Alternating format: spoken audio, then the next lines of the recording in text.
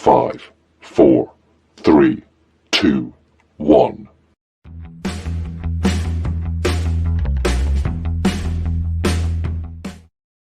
And welcome in, everyone, to another episode of the High Low Sports Podcast. It is DJ, joined as always by my co-host Kelcey. And Kelcey, it's been quite the week in sports. We got some good, we got some bad, we got some ugly, and we got some sorrow as well too. It's been a very busy few days.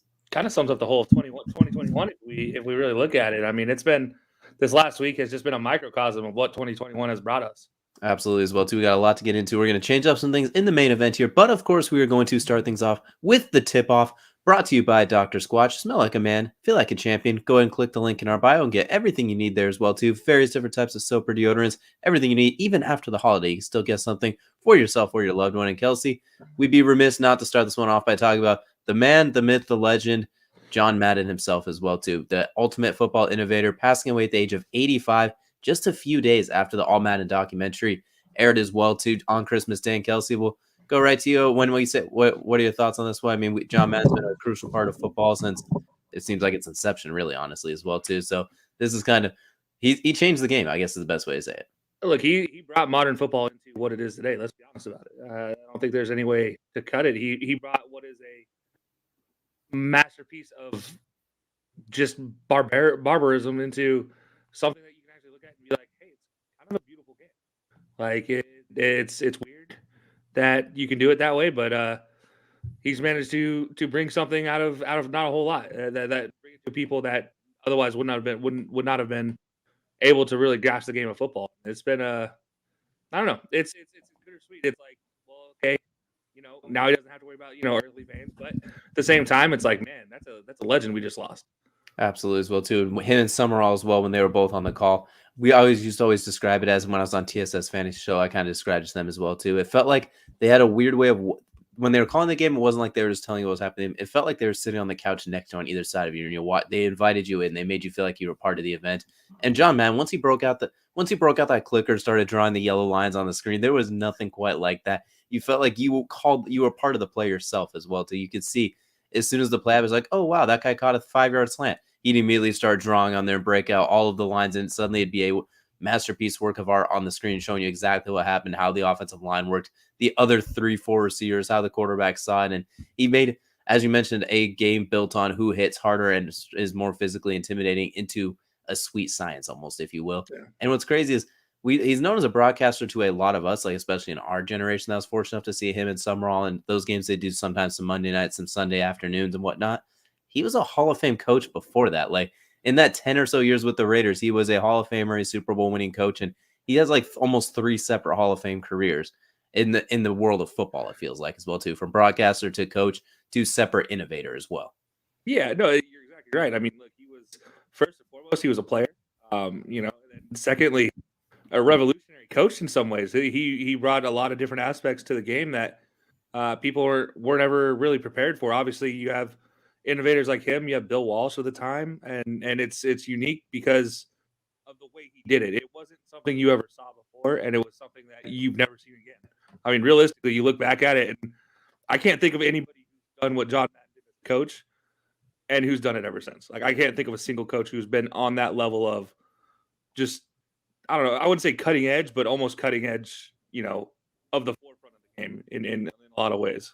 Absolutely as well too. And on top of that, as a broadcaster, when we everyone has something wrong with somebody they listen to today. Like Tony Romo, people love or hate him. Chris Collinsworth, a lot of people seem to hate him as well too. And you can just go down the list. It feels like everyone's like, oh, they're good, but they're okay this, okay, they're they that, or I despise them. With Madden back in the day, it was never really, even John Gruden when he was on Monday Night Football, like, oh, he's fine, or you hate him. With Madden, it felt like there's never anything quite like that. I feel like the crowd that didn't like him was so small and few and far between that felt like he was one that everybody could relate to when they watched the game. Whenever he was on, it felt like no matter if it was their favorite team or not, they were excited to see a John Madden called game. And that type of stuff is what inspired us to get into things like Colorcast as well, too. What made us try and get into that field. Yeah, absolutely. I mean, look, he is a lot of what I try to be as a Colorcast color commentary person, your play-by-play.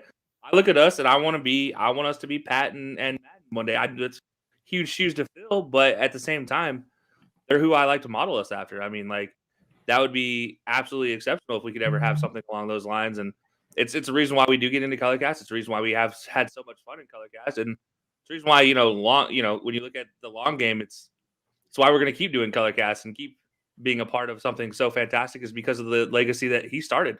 Really, you look at play-by-play, as you mentioned, and I don't think you outside of Pat Summerall, and those two worked together for so long that you can kind of combine them into the same. They really brought what is play-by-play to another level, that you can actually bring a game to an average person, make them understandable, and have fun while doing it. And that's something that's, I'd love to captivate that. Absolutely. And that's just him as a broadcaster and as a coach. There's also him as the innovator for football as well, too, is honestly the architect behind the Madden NFL football game, which has been going on for Lord knows how long now, 30 plus years as well, too. And what's crazy is how it all started is basically John was, I wanted a realistic football game, 11v11, because at the time they had nothing like that. And to get it started, he literally lent them an old playbook so they could put together a plays for them as well, too. It's crazy how he got it started and the creative input he had early on. And now it's one of the highest selling games you'll ever see. And granted, give or take what you can say what you want about the game here and there, especially in recent years. But the fact that we even have an 11-on-11 football game is because of John Madden, nonetheless. Yeah, look, before that, it was Tecmo Bowl, I believe, where you have a play call, which is like a single user. And it was not fun. Well, okay, it was fun in its own right, but once Madden came, it was innovative, and it wasn't just a playbook. He gave them scouting reports. He gave them, tendency sheets. He gave them everything for teams and rosters and full breakdowns so that they could develop a game that actually played like you would play on a Sunday night, like you'd see played Sunday Night Football while he's getting ready to call a game, or Monday night when he's getting ready to call a game, and it would just be something you experienced. And it's honestly some of my best memories playing video games are down into the Madden franchise. And I still remember the old intro where he would walk up to the screen, and I think it was like Madden, goodness, 08, I believe, is when they finally stopped using that and started using different player intros, or maybe it was 05. But before that, it was always John Madden introing you into what is Madden football today. Absolutely, as well, too. It's always sensational. And I haven't got a chance to see the Madden documentary yet as well, too. I still need to see that as well, too. I really look forward to it. And it's probably going to hit a whole lot different now when you factor in everything as well.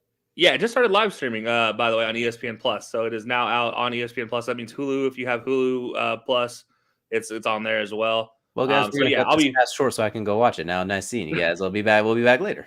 Yeah, no, I'll be watching it as well tonight. And that's for sure. It was something that I missed. I honestly thought it was later in the day on last Sunday, and then we both missed it, and we were like, "Wait, what? No, crap! All right."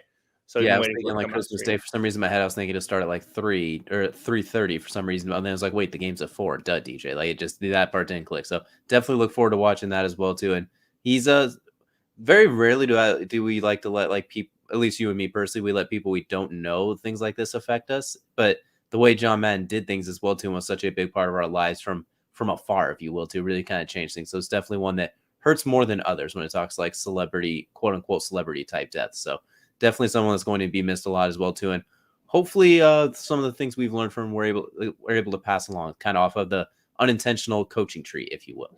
Yeah, absolutely. No, it is definitely one that affects you a little differently. We didn't actually post anything on social yesterday, which is rare for us to begin with. And it was honestly mostly down to this whole thing because we knew we were going to cover it today, and we wanted to give it its just due. And a simple tweet doesn't really encapsulate what he meant to both of us when growing up, and what he's meant to this podcast as far as what we do in our Colorcast lives. I mean, look, Colorcast has allowed us our opportunity to try to emulate what they did, and maybe we carry that torch a little bit somewhere down the road. If they ever give us a chance to draw plays on the screen afterwards as well, too, it is over. But I'm just saying that now. That is ever an opportunity, and we get to actually break that out. It is a whole nother ball game. And one of my favorite calls he ever did was that game Monday night, Brett Favre, after his dad died against the Raiders, where he put up 4 touchdowns and 350 yards or whatever it was. It just went absolutely ballistic.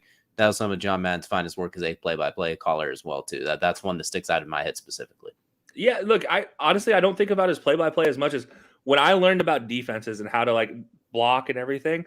One of the videos I always go back to is his explanation of the 4-6 Bears defense and just how unique it was, where you have the refrigerator Perry, you have the 3 defensive tackles lined up, it's offset, it's the way he described it is so.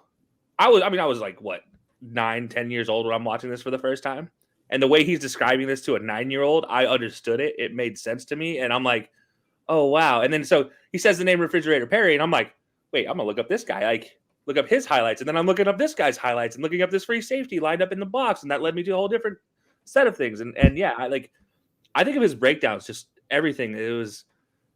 I was so enthralled by it. It was so unique and fun for me growing up, learning football, and it's what helped me to get to where I am and my interest in football to where it is today. 100% me as well too. So definitely, Joe Man, definitely going to be missed as well. Absolutely.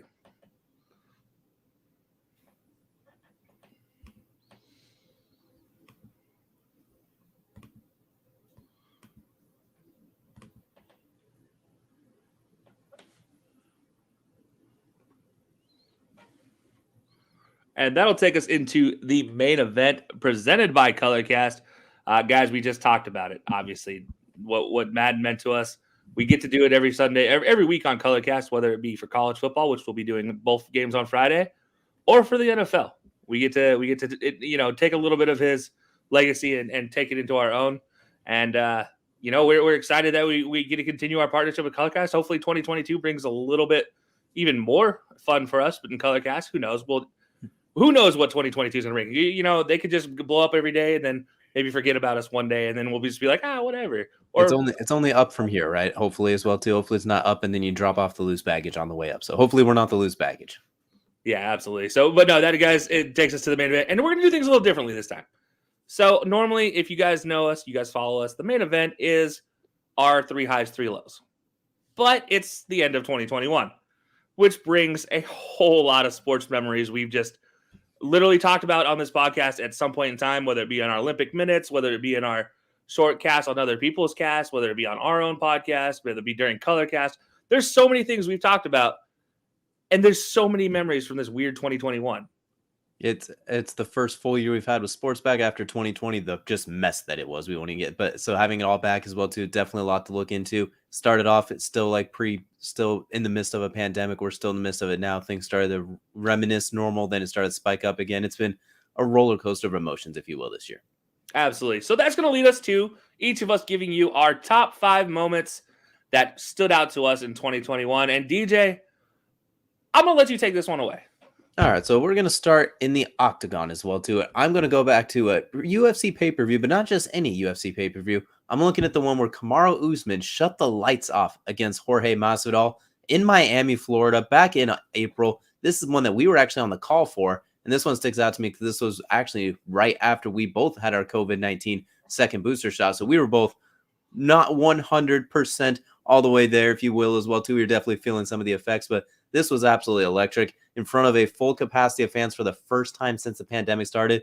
And he stole the show with a huge right hand that sent the sweat on George Masvidal's face going into the 7th row. It felt like the way he shut the lights out on that one, the entire card top to bottom, 3 title fights. But that one moment alone is, my goodness, that one's going to stick out. And that's when Kamaru Usman went from really good, wow, he's tough, he might be champ for a while, to, oh, that's a problem. That's a dude's dude right there. And I think when we were calling that one, as I mentioned, we were feeling it, if you will, from the COVID-19 vaccination shot, our second one. And even then, we both nearly lost our minds when it happened, as well as we were calling that one on Colorcast. Yeah, I mean, look, I don't know how we could describe how much we were. I don't know how we were functioning that day. First of all, that was a rough one for sure. But I mean, we were running on fumes, and then that all of a sudden, out of nowhere, here's Usman knocking out Masvidal in what is, I can only say, like, theatrical, exact, like, just dramatic, spit going everywhere. There goes Masvidal. Usman is just like pumped up, and it was insane. And you kind of you didn't know what to expect, right? Because the last fight was just so much different. Absolutely. So this one was just like, wow, that just happened. Like no one knew that Kamaru Usman was capable of that. Like, he's a guy that could overwhelm you, a great wrestler. He could TKO you type of guy. His last fight with Gilbert Burns, he kind of won, but that was more of it wasn't quite as impressive. Masvidal, a guy who went 5 rounds with him on 7 days' notice. Like, oh, full camp, this is different. Masvidal is a great stand-up striker. We'll see if Kamaru can't take him down. Nope, just throws a 12-gauge shotgun at his face of a right hand that he has. And that's when basically the one quote-unquote question was, like, can he KO people? How good is he on the feet? Will he be who was considered at the time arguably the best striker in the division, and absolutely starched him in what turned out to be a performance-winning 2021 for Kamaru Usman as well, too, from I found 3 title fights, 3 wins for him. And that one was the ultimate exclamation point on top of it. Yeah, I mean, look, that was stunning. And honestly, let's be honest about it. the man deserves the BMF belt as well. If you're going to knock out the BMF that fast and that strong, like give him the belt while you're at it because he's well deserving of it. That man, Usman has proven that in 2021, especially at that fight with everybody coming back. This is the first time fans were in the stands. Like we can't understate how much that gave like goosebumps to us on the Colorcast call. We're listening to fans for the first time when we had done a couple fights that didn't have fans. Like it was absolutely outstanding, and you enjoyed every single moment of it. Even from a neutral fan, like a fan that is honestly, I'm a casual fan, right? I'm not into the X's and O's. I'm not into the technician side of things like a lot of people are. And I was enthralled by this event, and what Usman put on is everything you could have hoped for a UFC event coming back after COVID.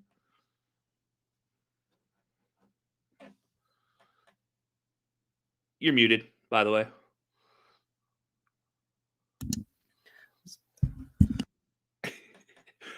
While DJ's got the coughs, hang on. We'll give him a second here to regroup here as we talk about this. 2021 has been a hellacious moment for us, to say the least, when it comes to staying healthy and COVID and everything. While DJ's getting healthy, we'll come back to Kamaru Usman once DJ's good.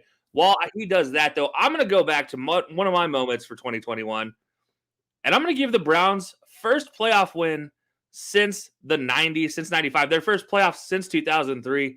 We have, I can't understate this enough. This was an absolutely fantastic moment for Browns fans everywhere who have known nothing but absolute struggles in their Browns fanship. I mean, you don't go to the playoffs since the early 2000s. You don't win a playoff game since 95. And not only do you win a playoff game, you win it emphatically over vaunted rivals, the Pittsburgh Steelers, in what was an absolute landslide, 48-37. This is when we were supposed to call on Colorcast. By the time we got our technical difficulties solved, the game was already out of hand. It was already well out of hand. It was 28-0 in the end of the first quarter there, and it was well and truly over. And that was when we knew the Browns finally getting off the snide there and getting a victory. And DJ, it looks like you're feeling a little better now. How you doing after that? Think we'll be all right. Just looking back on the performance as well too, gets my whole immune system shaken up as well too, and even including that Browns win, like it was incredible to see the Browns back in the playoffs as well too. Since first time since they came back, if I'm not since like early 2000s, and then just the fact that they absolutely ran through their vaunted rival, as you mentioned. They barely beat the Pittsburgh backup crew in Week 17 by 2 points because the Steelers were resting. Everybody was like, okay, they're going to get in and they're going to get smoked. Juju, the Browns is the Browns. And sure enough, they came out and put on an absolute clinic. Yeah, and by the way, I had to make sure to include, where's my finger at? Hang on. This photo of Myles Garrett and Baker Mayfield touching shoulders, because I guarantee this is the first part of Baker's injury that he's been experiencing all season. Of course, the dinosaur Myles Garrett caused it during that playoff victory. Sometimes just being in contact with Myles Garrett is enough to fracture a shoulder, or at least lay down the foundations of what is soon to be a much more serious injury. Yeah, no, absolutely. But this was, you mentioned it. Since 2003, they don't even go to the playoffs. Since 95, they haven't won a playoff game. The team that had existed and disappeared and then re-existed in the time frame since their last playoff victory. That's how crazy this whole franchise has been. You've had over, I can't even count how many quarterbacks. Maybe a Browns fan out there can drop a comment, and I believe it was 22, 23 quarterbacks over that period of time as well. More quarterbacks than you had years in between playoff appearances, and you finally get one. Now, granted, the rest of 2021 hasn't been the Browns' specialty, but you got to say this franchise looking a lot better than they did at the beginning of 2020.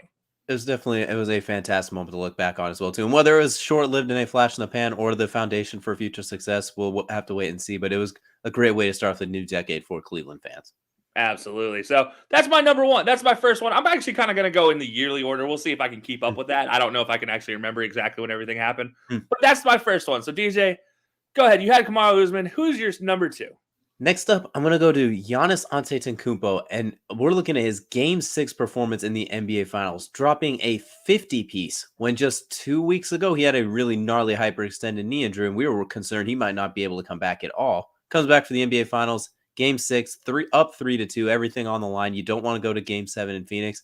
Drops 50, hits three-pointers. He shot north of 50, 60%. He was hitting mid-range shots, fadeaways, 10 double-digit rebounds. It was absolutely sensational. We talked about as we were on the call for that one, he was bullying DeAndre Ayton, a true center, as a power forward. He was dunking on him. He was intimidating him. He was controlling the paint as well. It was an absolutely virtuoso performance by the two-time MVP and the Defensive Player of the Year as well, too. And it's one that just kind of looking at it, you talk about guys that they have those moments in the finals where it just feels like they can't be stopped. It's their time. That's what it felt like with Giannis in this particular game, especially it felt like no matter what, no one was beating them that day. And now you can add finals winner and finals MVP to his resume. Look, this man, you talked about the hyperextended knee. Let's not also forget about the elbow as well, the hyperextended elbow. I mean, we saw how much that affected him, even going so far as to wear a pad underneath a shooting sleeve on his arm during the rest of that game. And you can actually see it a little bit in the picture there. You can still see the shooting sleeve there that was keeping the swelling down. And look, that smile it tells you everything, right? That smile tells you exactly how much it meant to him. And I mean, I don't know if there's a better guy in the NBA. Like, as far as just a guy you kind of root for, that's just, maybe it's because he's naive. Maybe it's because he hasn't experienced a lot of these things, but you just sit here and root for the guy. Unless you're James Harden. There's a little bit of beef there, but anybody else, yeah. Yeah, everybody but James Harden roots for him, I guess. But and it's one of those things you're just like, I don't know. I enjoyed every single moment. And you really needed a performance from him like that, the 50-point performance, just to kind of get rid of the nuisance that was the Suns. It felt like no matter what the Suns did or what he did, the Suns were always just kind of right there. And vice versa. The Suns, no matter what they did, Giannis kept this team in the playoffs. And for Milwaukee, you talk about small markets don't win. Well, Milwaukee is the smallest NBA market, I think it's safe to say. And, well, they proved that theory wrong as well. Absolutely. And that was right after re-signing him before the season started. There was a little bit of talks during the offseason like, oh, are they going to re-sign him? He's coming in last year's contract. What's going to happen? Is he going to go to Golden State? Shortly later, ends up re-signing right after we did our predictions, ironically, as well, too. And then he goes on to lead them all the way as well. So it was a great moment. And then following up, going to Chick-fil-A and ordering a 50-piece chicken nuggets on top of it as well, too. How can you not like the guy on top of it? Yeah, look, first of all, you already know my love of Chick-fil-A. If they ever wanted to sponsor sponsor us, they'd happily be number one on our list. No offense to anybody else out there, but that's just, sorry. Bias is going to bias. And then, but at the same time, like, can you have any more of a thug moment like afterwards? Like, yeah, I'm not only going to go experience Chick-fil-A for the first time, I'm going to order a 50-piece. And by the way, his first 50-piece was comped by the restaurant. And then the next 50-piece he actually had to pay for. So he actually ordered 2 50-pieces on the same day at Chick-fil-A. Like, I'm sorry. That just, to me, that's the quintessential, like, this is why I root for the guy, maybe. 100%. I find it really difficult to root against him. And we've seen him kind of grow up right before our eyes as well, since he came into the league at such a young age. He was pretty active on social media accounts and that sort of thing as well, too. We got to see him more or less grow up from a really skinny kid, just kind of learning how to play basketball, to a finals MVP and world champion. Yeah, absolutely. It's been a fun ride. And here's what's crazy. We still have another 4 to 5 years of this guy at his peak, guaranteed peak. Like, he could be a LeBron and go into an extended peak of another 4 to 5 years after that. So we might have 8 to 10 years of this man at his absolute peak existence. And I am, if I'm any like a leader in any stat career wise, I'm worried I'm going to lose my stat, except for maybe free throws and 3-pointers made. I think you're okay there. That one you might be able to get away with as well. You have Steph Curry to worry about there. Like, and Steph is probably fine, and everyone with free throws and anything outside of the paint should be. I think they'll be okay. Yeah, absolutely. But no, that was a fun one as well. I honestly, this one I love just because of the I don't know, I won't say homeliness, but like just this one just warmed my heart. Like this whole thing, the whole Giannis thing just warmed my heart in general. Absolutely. Same with me as well, too. So we got 2 of mine down. Kelcey, what were you looking at for the second moment that stuck out for you in the year of 2021 sports-wise? Well, I'm going to stick with the NBA playoffs, but I got to go back and rewind back into time to when Trae Young, Trigger Trae versus NYC. I mean, this was, can we have a better heel turn moment in the NBA? Like, the WWE is calling, and they want to learn how you guys wrote a perfect heel turn like that, because this was fantastic. Trae Young. And again, this is the return of fans from COVID as well at the same time. Now, there were some fans that stepped out of bounds. Let's not get it carried away here. But what Trae was able to do in this series, I mean, wow. Just wow. 5 games, 36 minutes a game, 29 points a game, 2.8 rebounds, 9.8 assists per game, 0.6 steals. It was insane. 44% field goal percentage. 34% from 3, which was his only weakness, really. And you look at Trae and you're like, wait, that's a weakness? But yeah, his floater was second to none. 91 almost 92% from the free throw line. It was absolutely insane. He finished the series as a cumulative plus 47, which if anybody knows anything about plus minus cumulative, maybe a 20 is like above average. Plus 47, you destroyed the other team in your matchup. That's all there is to that. Like, that is insane. It was fantastic, and now you've seen it again this year. He's continuing his I don't like New York moment. But this is continues. Like, I love seeing Eastern Conference teams go to New York, and there's always that one guy that'll just have that moment in New York in front of Spike Lee. And I have both pictures up here.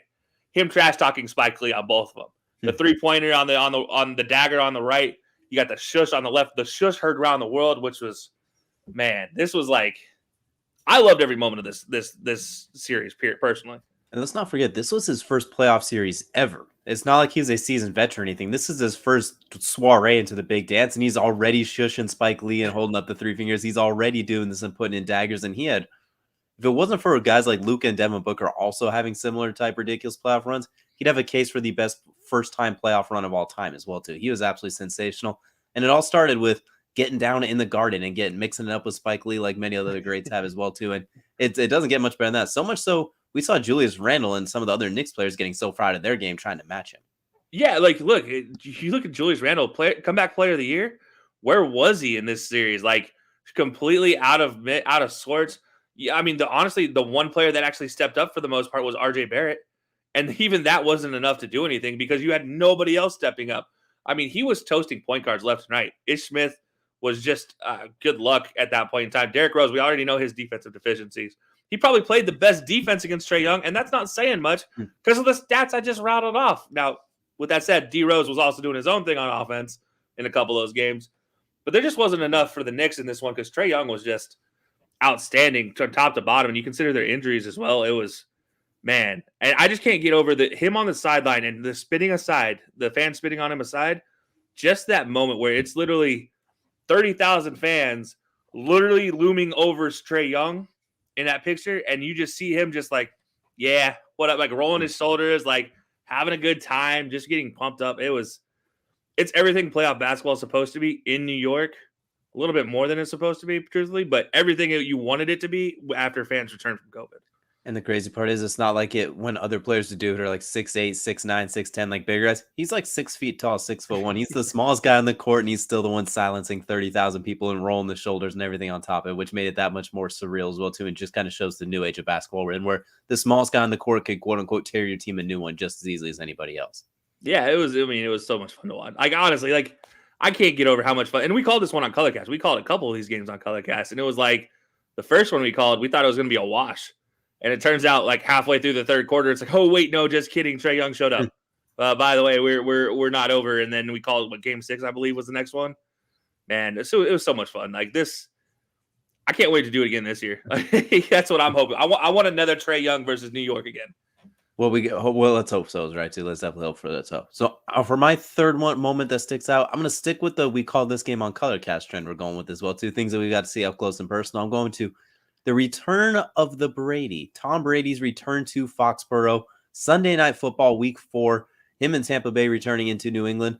This was so huge, not just from a football perspective, just almost a culture perspective. Good Morning America was doing shows in Boston. You know darn well they don't care about football. That's how big Tom Brady has become. He's become almost bigger than the game, it feels like, as well, too. 7 Super Bowl rings, going back to the place where he won 6 of them for the first time. Gets a nice tribute in. Weirdly enough, it was an oddly competitive game that was won almost in neither quarterback won the game between him and the New England replacement quarterback, Mac Jones. It was such a crazy moment leading up to it the whole week. You and I were on goosebumps. We were on edge the whole time. We got a chance to call, and you could just feel a different type of electricity in the air early in that game. And of course, fittingly, it comes down to a field goal at the very end of it as well, too. But this and then Peyton Manning's return to Indianapolis in 2013, those are two of them where players leave and they come and go. It's a lot of mobility, like LeBron's return to Cleveland, stuff like the first time, those sort of things. Very few moments can compare, but I think this one might have even topped all of them. There were so many storylines with this one, right? You had Robert Kraft. How would he react seeing Tom Brady again on the field, maybe off the field differently? Will Bill Belichick and him have a moment on the field? Turns out they had a small moment, but then they had something afterwards that has had mixed reception, it seems, after the fact. But both guys seem to enjoy it during the time. Mac Jones, can he continue to emulate Tom Brady, or will he show that he can emulate Tom Brady? Will Tom Brady talk trash to Mac Jones pregame? Like there were so many things in this that you're just like, huh, I can't wait for this. And when we were calling it, and it was just something different. It felt different, right? Like everything about it was just there was a new air to it that you're just, huh, this is different. It felt like a movie almost as well too, or like a TV show hitting a climax, or the series finale type of thing as well too. It just felt different, as you mentioned. And the question was, Tom Brady, we know how meticulous the Patriots are. Do your job. We know how Bill Belichick runs basically an institution in itself as well too. It is just different. Tom Brady was the leader of that institution. He was the co-captain. How does that affect things now that he's on the other side? And how did they've seen Tom Brady practice for 20 years? Does that change things as well too? Like the ultimate set of mind games on top of it, because nobody knows them more than each other. Like when Peyton left the Colts and then came back, most of the guys he played with were already gone. Almost all the only thing that was consistent there was Jim Irsay and then a few role players here or there. LeBron leaving Cleveland, it was a little bit different. Like a lot of those players were kind of gone as well too. He had a variety of coaches. This was Bill Belichick, Tom Brady's coach for 20 years. And then Tom Brady, Bill Belichick's quarterback for 20 years. Like no one knows each other better than them, whether they like it or not. So it was the ultimate cat and mouse mind game on top. And we saw that on the field as well. Yeah. Plus, on top of that, you add in the Super Bowl trophies on top of it. I mean, you have 6 Super Bowl trophies, at 8 total, I believe, AFC conference championships over that time. 10, actually, I believe. 10 AFC conference champions over that time. I think he went to an AFC championship game 50% of the time in New England. There's a better chance of him going to the AFC championship game than Steph Curry hitting a 3. So you you take in all of the winning that was done there, and all the you also have to include Tom Brady going down with injury and with his knee coming back from that, and Bill Belichick supporting him the whole way, taking Bill taking Tom under his arms in the beginning of his career as well. Like there's a little bit of a father-son type of mentality there, turned later into their life, like kind of older brother type of situation. And there was a lot that you just looked into this game, and there was just so much emotion, so much meaning. And you're right, it was kind of like that season finale, or maybe that big boss moment, that you have. Like for Tom, you have to overcome this big bad. And for the New England Patriots, can you get rid of the haunt that is Tom Brady's number? Like, can you get rid of the TB12 number in New England type of thing? Like, will you ever be able to replace that type of a situation? Or will you have, for Boston fans, Babe Ruth all over again? Exactly. And it's even crazy when we talk about that, all the winning that was done there, they still had a decade between dynasties. Between the 2001 to 2004 dynasty and then the 14 to 18. Like, they went a decade between 2 different dynasties, which is absolutely insane. Like, the amount of time spent together. It's even more crazy to look back on and think, like, damn, how did they play this game? Like, what really went through their heads? Like, it's rattling our brains thinking about what they were thinking about. I can only imagine what they were actually thinking about. No, you're exactly right. That's just it. It's like, we don't. It was so much. This one, I think we could honestly break down forever because it was so unique. Exactly. I mean, we could do this for like 12 episodes if we want as well, too. But that's going to do it for my third one. Kelcey, let's go ahead and head into your third one before we go off on this wild TB12 tangent. So I'm going to this one's going to get a little sad, probably. I apologize for that. But it also has a great ending at the end of this one. The Denmark Euro run. If you guys don't know what happened in the Euros for Denmark, obviously you lose your leader in Eriksson in the first game to a traumatic event, what can only be cited a cardiac arrest on the field. You see the picture on this side of me. This is the team surrounding Eriksson as he's getting treated on the field. I made sure to mark out all the parts that you could possibly see anything happening, but this is the moment that Denmark showed who they really are. They're getting beat. They're down 1-0. They just lose their best offensive player. They rally around to make sure that cameras don't show what people might find offensive or anything that might compromise their teammate. And then it sparks something in them. They rattle off a tie in that game. And then go on to make it all the way to the semifinals. Unheard of for a team that is as lowly ranked as Denmark was to begin with full power. You lose your best offense player. You bring in a 20-year-old who has had 3 caps to his name up until this point, and he leads your offense, and he hits free kicks for you as well. Your entire defense plays out of its mind, and you see this picture on the opposite side right here. This is the same teammates in the one picture you see the sorrow of it, celebrating going to the semifinals off of peak and off of what is just an absolutely ecstatic game. They got to show exactly what they meant. It shows everything you want to be as a team, and not just captivating like 100,000 fans, not just captivating 1 million fans, couple million fans. No, this is captivated literally the whole world for a month. Denmark's Euro runs were something to talk about every day, whether you were a soccer fan or not. You literally looked up, how is Denmark doing this today in the Euros? Like, did they win? Are they playing today? Can we go watch? Like, it was something to just behold. And I don't know if it's divine intervention. I don't know if it's a higher power. I don't know what the reasoning is. But this was one of the more heart-wrenching turned feel-good stories I've ever experienced in my entire life, let alone just 2021. It kind of reminded me of those old March Madness runs, like those Cinderella runs of like a George Mason, a Wichita State, a Loyola Chicago, all those, but cranked up to 11 when you factor in everything that went into it as well too. Like the run itself was like that, but you look at where it started, and that was, you kind of hit it right on the head. Even if you weren't, every time it was like, are they playing? How's their run going? It was something that even if you weren't overly invested in the entire Euro run, you were looking at Denmark specifically as well too. Always curious where they were at. Yeah, and this is one, again, this is the return of, like, they finally had fans in the stands, right? Like, this is, the Euros were played differently this year because it was supposed to be held 2020. COVID pushed it back to 21, and it was held in different areas, but they were allowed fans. And, this happened in front of Denmark's home fans, actually, which was even more like, oh, man, how are they going to do from this? And then, honestly, what can only be described as just a monumental run and a historic run. I mean, this is something that honestly, I don't think a single player on this team, imagine fully healthy, they make it to the semifinals, truthfully. But Here they are. They made it to the semifinals off of what is a horrific event. Who, by the way, Eriksson has started playing rehab games recently, so it's not totally like he is getting better. So there is a bright silver lining to the end of this one. Like, he's getting better. That Denmark team, these players got a whole lot of money off of that run as well. A lot of players signed a couple new deals as well. And there's a whole lot of positives to take out of this. But in something that started so terrifying, something so beautiful can come from it. Absolutely, as well too. A heart-wrenching moment turns into a glorious, almost Cinderella type story at the back end of it as well too. For the fourth on my list, I'm going to look at something that's more of a sentimental value as well too. And it's the opening and closing ceremonies for the Summer Olympics as well too. Obviously, the entire Olympic Games themselves, but those two, the opening and closing ceremonies, especially for me, considering they were canceled in 2020. These are still, even though it took place in 2021, it's still the Tokyo 2020 Olympics. With the COVID pandemic shutting them down, we didn't even know if we were going to get them in 2021. Literally the weeks leading up to it, we were like, well, are we going to have them? What's going on here? Are you going to change it? What? So when it finally did happen, you finally saw the opening ceremony, got to go through all of it.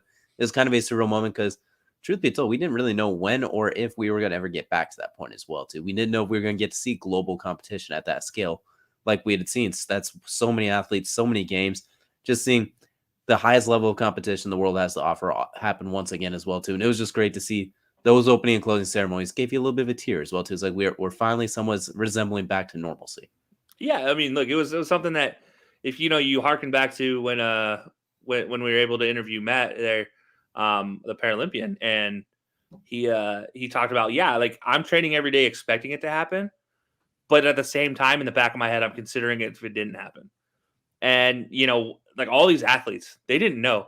Some of them didn't know until the week before they were actually traveling that they would actually be capable of traveling.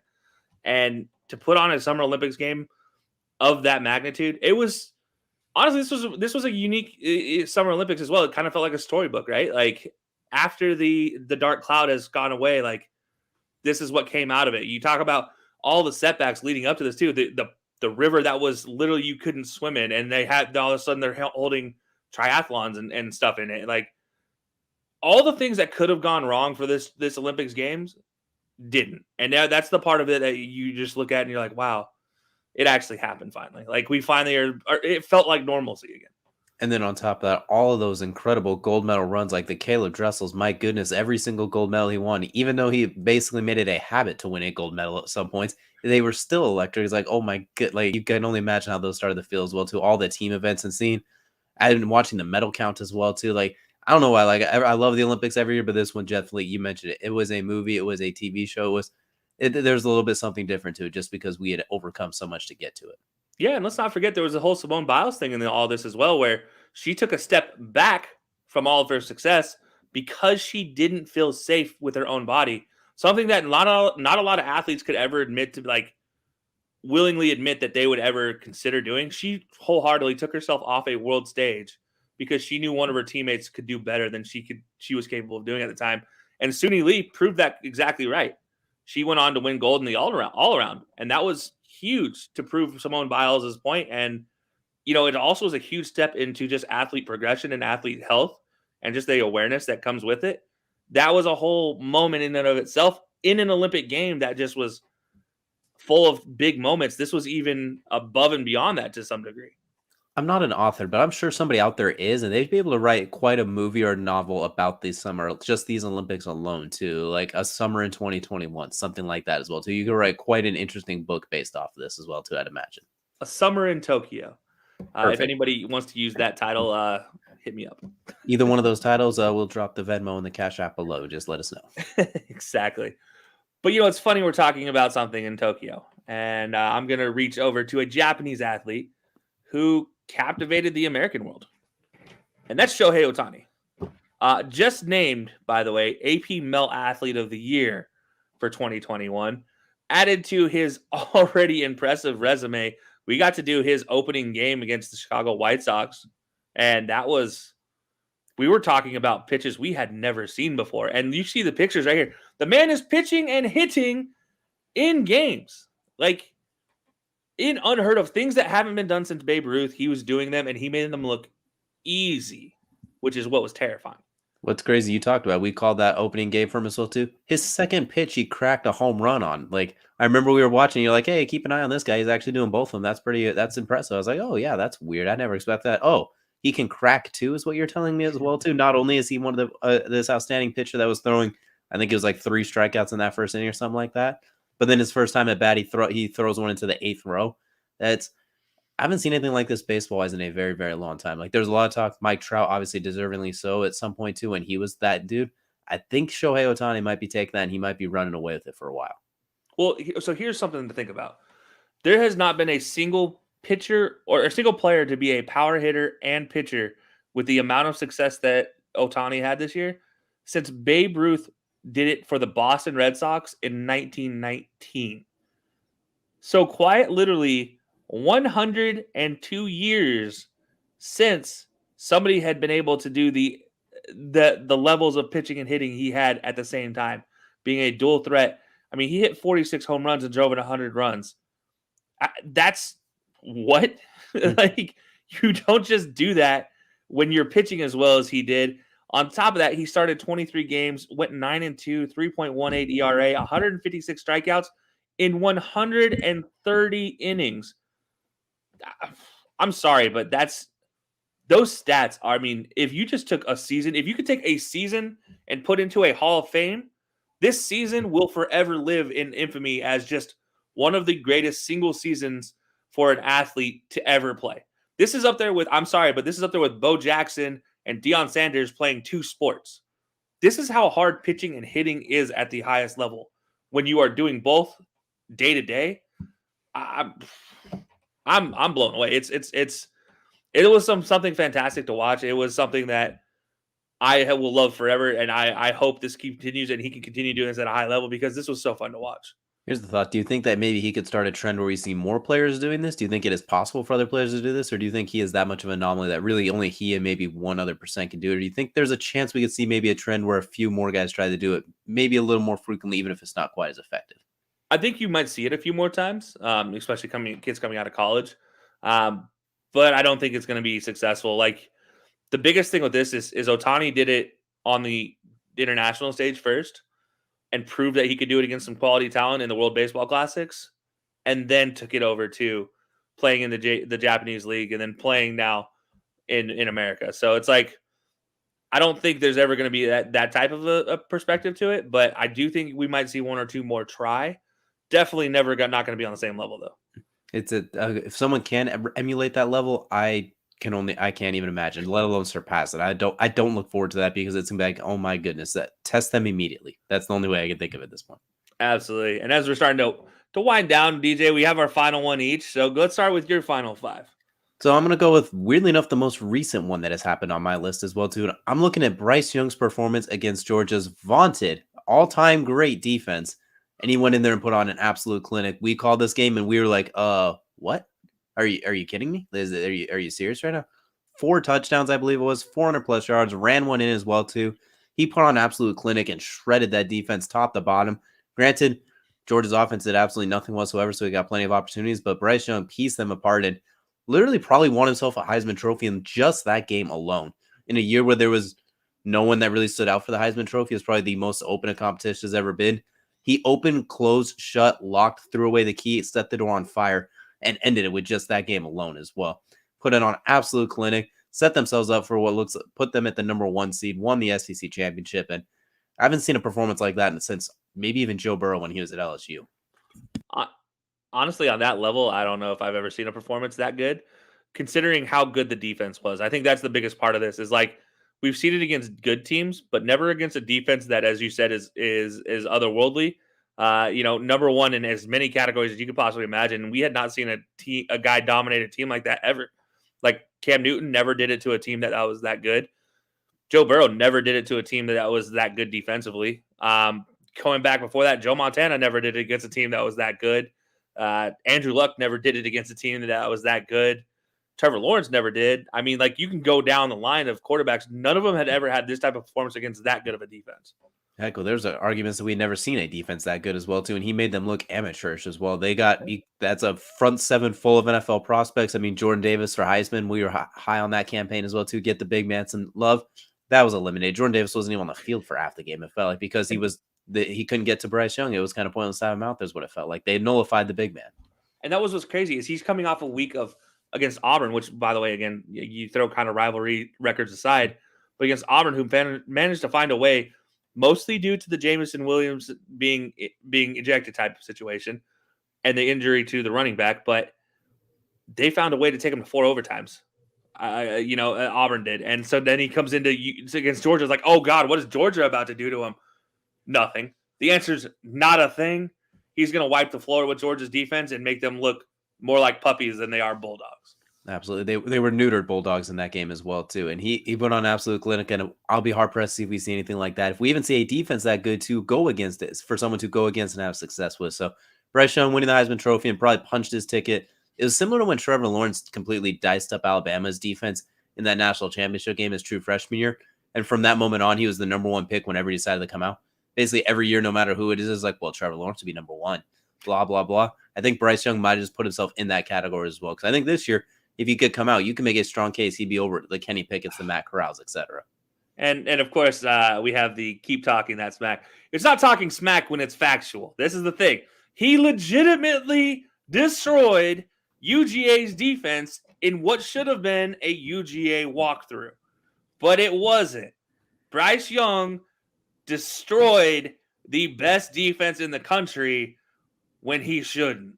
I will say if they rematch, I think it's going to be a little bit of a different game. We'll see how it'll 100% be different. We'll see how the playoffs games go as well too, when they go with their playoff games coming up this Friday, which will be on the call for. But I can't imagine it's going to be very similar if they do rematch in the Natty. Yeah, like anybody who looks at that game and thinks Georgia was playing like a Georgia team should, you're kidding yourself. Like that was not Georgia we saw it on the field, to be honest. That was like Georgia West East Coast Savannah Community College that is out there trying to play in Georgia colors. That was not the Georgia we had ever seen before. And yeah, Georgia doesn't have a whole lot of speed at defensive back this year after losing guys like Tyson Campbell, Eric Stokes, and I think Alabama found a way to just basically isolate their 4-2-1 running guys out on islands with those guys and somehow managed to nullify that front 7 of Georgia, which was not possible. I thought you would literally need a brick wall to potentially even slow them down, let alone stop them, but they found a way to do that, and they completely matched the strength. They completely got their one major strength out on an island. So I don't think that'll happen again. We'll have to see if they get a rematch. But this performance from Bryce Young to me is one that stuck out. Like, oh, wow, that's different because he couldn't miss. There's the meme he doesn't miss that they show that's on Twitter all the time. He literally felt like he could not miss after those first 2 drives. Yeah, and Georgia continuing the trend that is Georgia teams struggling in big games. You just had to throw that one in there, did you? Well, it's the lead into my final moment for 2021, and that is, well, the Braves finally exercising all the demons and winning a World Series for the state of Georgia. The Braves, I mean, look, a team that was literally, you could say, was counted out at midseason. At a 500 record at the All-Star break, you lose Ronald Acuna Jr., you lose all your other masterpieces. You get Jock Peterson out of all people, and you're like, oh, this is great. Like, we'll see what we can do here. And the Braves win the World Series. And lo and behold, I mean, they take all the, naysayers away, all those Dodgers lovers or Trey Turner lovers, some of them out there, had to shut up and watch as the Braves won the World Series against the old trash can Astros. And they, I bet you, I wonder if Dodgers fans out there decided to, if they did cheer for the Astros, if they maybe regret that a little bit. I'm guessing you were invested heavily in the Braves because I could tell by you calling them the Trashers, you weren't as well too. And it's kind of surprising because you mentioned too, the favorites felt like it was the Giants or the Brewers or the Dodgers. Like it felt like anybody but the Braves, honestly. Like very few people picked them to even win a series, let alone get all the way there and take the whole thing. I thought it was a joke that they made the playoffs. Honest to God, I thought it was a joke they made the playoffs. I couldn't lie to anybody and say otherwise. Like I'm looking here, looking at the standings going at the end of the season. I'm like, the Braves are in the playoffs. Like, no. That's a joke. It's the Nationals. It's the Phillies. It's not the Braves. No, I was wrong. It's the Braves. Okay, well, the Braves are going to get knocked out the first round. No, the Braves didn't get knocked out the first round. They're get knocked out the second round. Yeah, they'll lose somewhere. Dodgers will beat them. No, nah. Dodgers couldn't beat them. Oh, they'll lose to the Astros. The Astros are looking good. Nah, the Astros couldn't beat them either. In Houston, by the way. And yeah, hats off to Freddie Freeman and this Braves franchise. First of all, Freddie Freeman, one of my favorite first basemen in the league. A guy who is just kind of that all lovable hometown guy. And, it doesn't go searching for the big money deals, if you will. Stays in one city and supports them. And we'll see if he stays in Atlanta in the offseason. He has that opportunity. But I'm glad to see him get a World Series. I hate that the Braves get another World Series just from the old Giants-Braves rivalries. But better the Braves than the Astros or the Dodgers is all I have to say. They came in as cannon fodder and they left out as champions. It's absolutely crazy. And hopefully that's not our only baseball moment of 2021 as well, too, considering what that whole lockout situation is well, too. Hopefully that plays out. Obviously, we're still a few ways away from that, but hopefully it's not a long time before we get to see something like this again. Yeah, look, I mean, please, I don't need a lockout 20. The moment that people start threatening their money, though, I feel like this is going to come, like the lockdown's shutting down. It's going to be like, okay, yeah, we signed the collective bargaining agreement. We'll get to it next year. Yeah, we'll figure this out later. Just play ball. Yeah, exactly. Once opening day gets a little bit closer, once we get into March and stuff, it's like, oh yeah, those opening day tickets. What people are starting to refund those. You know what? We're good. Everyone get out there. The money is always right. They won't even make it through canceling spring training. They couldn't even make it through canceling spring training during COVID. They still had spring training during COVID and still sold tickets to certain people. So they're not even going to make it through spring training and missing money. Like catchers pitchers report might be pushed back a week, and that's going to be it. They'll find a way as well too. I mean, the way that COVID's going right now through the leagues, they'll get in there. I agree. I think I think everything will be fine as well too. And do you think the Braves have a chance to repeat as world champions, or was this kind of a one-off year for them? Do you think this was their one shining run? I mean, they got healthier. Like if they keep Freddie Freeman and they got healthier, I don't see why they couldn't. I don't like to say yes. I don't want to say yes. I just don't see why they couldn't. To be completely honest, though, they did. Like you get more weapons back, and if you keep Freddie Freeman, you keep your stalwart first baseman. Like, sure, I don't see why they don't have a chance. I think there's some teams out there in the AL who have a lot to say about that, but I think truthfully, the NL, as far as the Braves go, sure, yeah, why not? Yeah, they look pretty good. I mean, the Giants might have Giants might have a word here or there. Well, the Giants lose Buster Posey, and that's a huge issue, obviously, to retirement. Which wish him all the best in the retirement. By the way, a Georgia kid. So fun fact for you. But it's I don't know, the Giants maybe, Dodgers, yeah, always. Well, first things first, we got to at least get to training camp first before we can even get that. We actually have to get to an off season. Yeah, we'll get to the offseason before we worry about that as well. But that'll do it for our main event, a bit of a year-end review, if you will. So that's going to take us to Kelcey's favorite segment of it all, Crunch Time, presented by Swift Lifestyles. Go and click the link in our bio. It's basically considered like pre-workout with all that, without the negative side effects like the extreme itchiness or the sweating as well, too. Great. It's kind of, or like gamer feel as well too. Definitely give it a try. I really like Blue Raspberry. I know Kelcey's got a bit of an affinity for bubblegum as well too. Use code HILO Sports. Get yourself a 15% discount as well. It's my bubbly, sweet personality. What can I say? Wow, you know what? For that, you get to go first. You tell us about your crunch time, and hopefully it doesn't pop like that bubble just did. Oh, well, I really hope not, because we only have 2 days left of 2021. So I'm looking forward to 2022 with my crunch time. I honestly don't have much to complain about right now. Obviously, there's a whole lot I could complain about, but what is the point when it's about to be washed away in a couple days for me? 2022 is going to be a whole lot of fun for me. A whole lot of fun for this podcast. We got a whole lot of things planned coming up in 2022, a whole lot of new partners, a whole lot of new friends we've made in 2021 that we're going to be doing things with in 2022. Can't wait for that. And really, like, belly up, Hilo Sports. We work with Colorcast a lot. There's a lot of big things in the works, a lot of coals in the fire, and we get to bring you a whole lot of fun, and maybe, just maybe, if COVID dies down, maybe some live events too. Well, what do we normally have this segment for? Rankings, recaps, and rants. And you let me down here, so I'm going to take over on this one as the final rant of the year, and one that hits us both right in the heart. And I'm looking at college football bowl season. And you know what it's turned into, Kelcey? It has turned into the Pro Bowl. At this point, nobody wants to play in them unless it's one of the three college football playoff games, the 2 semifinals and the final game. Everything else, nobody wants to play in them. Look at how many people opted out this year. Chris Olave and Garrett Wilson for Ohio State, Kenny Pickett, the quarterback of Pittsburgh, Kenneth Walker from Michigan State. You got Bryce Hall from Iowa State. Players are opting out all over the place. It feels like every single bowl game that's not a college football playoff game has been relegated into a preseason game at this point. And I do not fault any of them in the slightest bit. Go get ready for the draft. Go get ready for the combine. Some of these guys, Jahan Dotson on that list as well too. A lot of these guys are going to they're going to either make or lose more money in their offseason, like the combines, the pro days, that sort of thing as well, than they will in a bowl game. A lot of them probably don't have a whole lot to gain. But damn, it does kind of hurt the product, which could so easily be solved if you have more college football playoff games. You have the New Year's 6 bowls as well. Have 10 teams make the playoff, 2 of them get a bye week. Seems so simple. And yet here we are where you could answer this one for me, Kelcey. How many bowl games really stick out to you so far this year? I mean, like, there's a few of them. Obviously, we love football. It's fun to see them, but there's not. We're just like, oh, I can't wait to see Kenny Pickett versus Kenneth Walker in the Peach Bowl. Well, shoot. Oh, yeah, the Rose Bowl. You mean Utah versus Ohio State? Oh, well, I got CJ Stroud throwing to some other 4-star recruit I've never heard of. I guess who will probably end up being a first-round pick in 5 years. But still, it's like that half of the reason you want to tune in, a lot of the players are no longer there. Through no fault of their own. Do not fault them. I fault the system that has been put into place.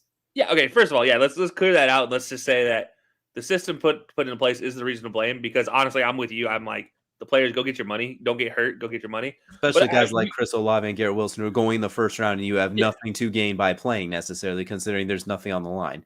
Yeah, I do think there are players that opted out that probably had an opportunity. I do think Kenneth Murray is a guy you look at. He had an opportunity. Walker. I think Kenny Pickett. Oh yeah, Kenneth Walker. Yes. And then Kenny Pickett. But I think both of those guys had opportunities to increase draft stock just because competition. I mean, you play against Michigan State's defense, you light them up, you look good. You play against Pitt's defense, you light them up. That's a top 20 team. You look good. Now, there are other guys like Roger McCreary for Auburn. I don't blame him. Jahan Dotson, don't blame him. I do think the safety for Penn State probably had a chance. Yeah, he had a chance to pick up a couple spots here and there, maybe make himself going into the offseason look better. But yeah, you took the 2 games I was actually interested in, and 2 games we've talked about, especially the Rose Bowl, like used to mean something, so much so that Utah has a helmet specially designed with a rose in it to say that, the playing for the Roses, which I think is actually a really sick helmet. Their whole jersey setup is really sick, but it doesn't mean anything anymore when you just throw it out to the side. Like, it literally doesn't mean anything when it's not a playoff game. And that's as sad as it is. Do you think maybe this is obviously a long reach and it wouldn't change a whole lot, but like with the NIL deal, maybe somehow if like the winning teams got paid from this, kind of like how the All-Star game, like they get money for a charity, maybe the winning team gets paid. I don't know. I'm trying to think of ways to make bowl season fun again right now. When we go bowling, it's almost in theory now than it is in practice, if that makes sense. Oh, absolutely. I think it would help for sure. I mean, look, you have games getting canceled that so the Holiday Bowl, by the way, got canceled and reinstated. The reason why? $6.5 million payout for the winning school and conference. That's why it got reinstated. Not to the players, though. They don't get any of that $6.5 million, but I digress. That's an whole other story. But we had to end it on a rant because that is rants, recaps, rankings. That's what you come here for. We've done plenty of rankings. We've done some we just did a recap. Had to end it on a rant. So we appreciate you guys tuning in with us for our final episode of 2021. 2022, as you mentioned, a lot of great things coming forward, and I look forward to it. Absolutely. I can't wait. So, guys, get ready for 2021. Crack a cold one open. And, while you're at it, maybe just be safe. We want to see you guys in 2022 and ready to go. First week of 2022. We'll be back, as always, every Wednesday and Thursday. Our live stream on Wednesday. We'll re-air the audio on Thursdays, just like normal. You guys can always catch us on Colorcast. We'll be there live this weekend, Friday night, 3:30 and 7:30 for the playoff games. And then we'll be doing Monday Night Football as well this week. So we cannot wait for that one, guys. As always, we appreciate you guys tuning in. And DJ, any final words as we go into 2022? Can't wait to see you guys there. It should be a good doozy. And hopefully it isn't like 2022. Hopefully it is a whole nother year in itself. It's not just 2020 TOO. That's all I can hope for moving forward.